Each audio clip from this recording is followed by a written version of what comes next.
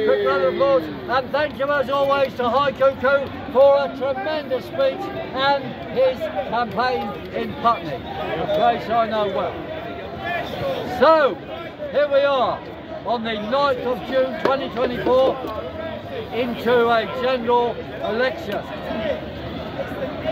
And we must ask ourselves, why do we bother to stand in these circuses?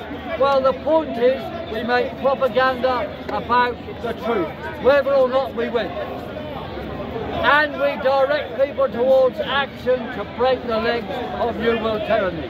That is the key reason why we stand. However, there are some places where we might actually win. And if we do that, we'll be in Parliament doing the same things. I don't have any illusion if we're in Parliament that the bureaucracy would do what we want for them. But we can organise and call for action to resist. And I see a question there, but make it very short. Because I just got it's actually why are these guys standing next to the signs? These guys here standing next to our signs. Well, who knows? Well, the IRA didn't take it up. You can do it with your fingers crossed. Keep your fingers crossed. Well, my brother did, so. And also, Jerry Adams did. Jerry Adams swore allegiance to the Queen. No, he didn't. Jerry Adams. Oh, we didn't. No, that's true. I tell a lie. Yeah, that's the point. But the island is separate. Not because of the Republicans. Anyway, look, let's worry about that when we get there. Okay. But I tell you people, it's possible, of all the London seats, it's possible we can win. Obviously my brother will win with support, but it's possible I could win in Bermondsey and Old Suffolk.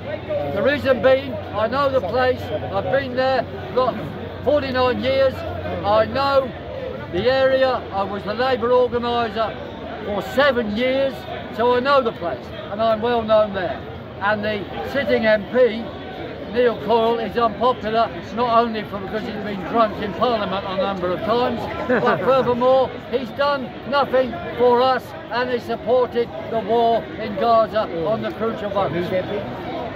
Neil Coyle. Yeah.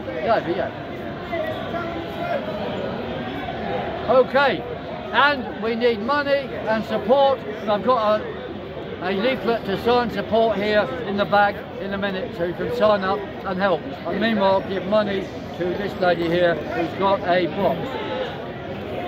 And what am I standing for? I'm standing for peace and ending of the arming of Israel in Palestine. Also, peace in Ukraine. We'll come to that in a minute. And of course, end the bombing in Yemen. All of these war efforts must end. Second issue, housing. Big issue.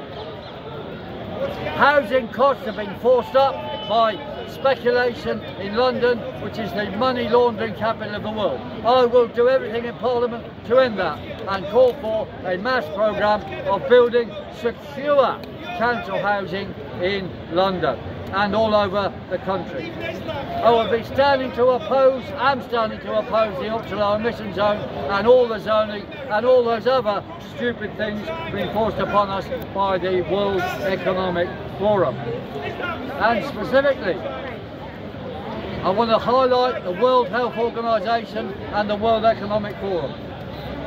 We are calling for leaving the WHO and leaving the WEF, because the WHO is the WEF government in waiting. They want to take us all over, take away our sovereignty and force jabbing upon us.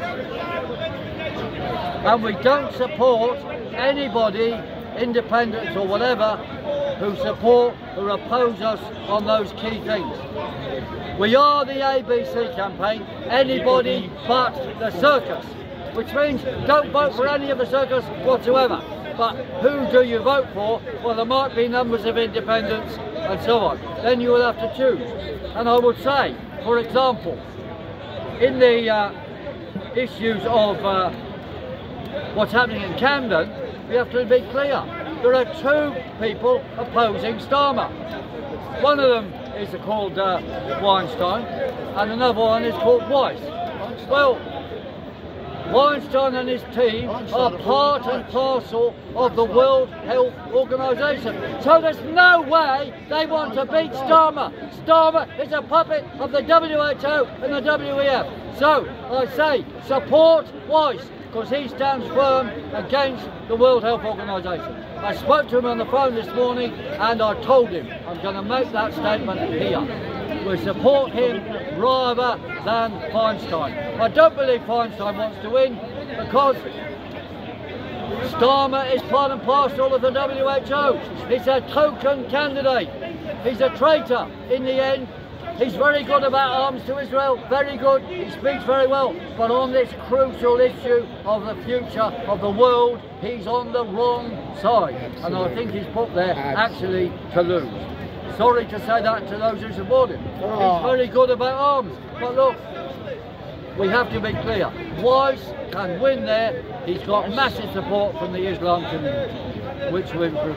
And Weiss, of course, is also supporting my brother, as are many people, which is a neighbouring constituency. And some people are going to ask, what do we do near the election? Well, near the election, I suggest that the independents around London decide, is there any place we can win? And I hope it will be Bermondsey, and then we'd stop campaigning in other places, independents and workers' party, and come to me if we get to that. That's what I hope. But think about it, where we can win, we ought to make the effort. Otherwise, it doesn't matter if 3, 4 or 5 independents are standing, because they're all making propaganda against New World tyranny, we hope. And if you want to know how to choose, look at theunitedfront.uk. If there's any independent you don't know what they stand for, ask them, do you support the United Front? The 12 principles on there, number 1 of which is men are men and women are women. And all the major parties oppose that. They don't even know what a man and a woman is. How are they going to breed? Come on, it's nonsense. Now, crucial questions before us. What is happening in Israel? Only yesterday I was informed there are pogroms going on in Jerusalem, something I warned about before, namely Islam shops are being closed down and the shopkeepers driven out of town. Think about it. That is utterly terrible. It is an utter disgrace.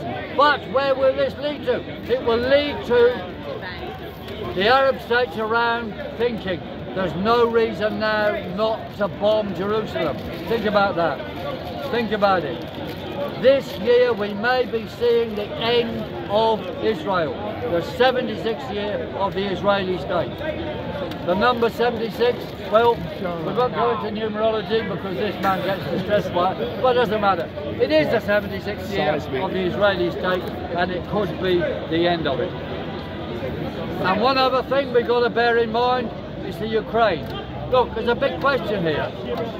Television shows us the beheading and bombing and blowing heads off of babies and women and all lots of children in Israel. The media allow this, allow us to see this. Why? Why? Because, well, why don't they show us what's happening in Ukraine? Britain is now at war with Russia in Ukraine. Why don't they tell us?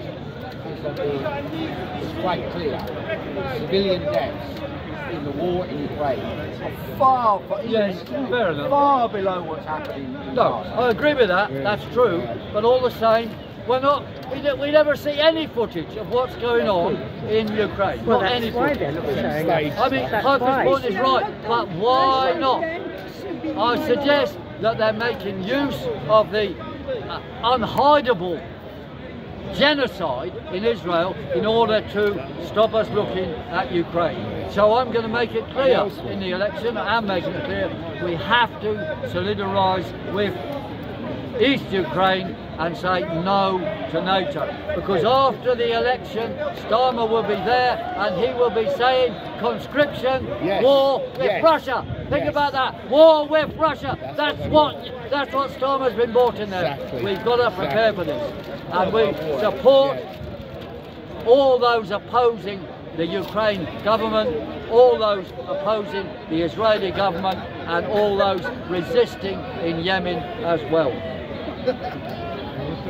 So, Anything better now? I think I'll end there and say, look, please support us. We'll have questions. Yes, we do our chart, then we do questions. So, 1, 2, 3. Resist, defy, do not comply. All right.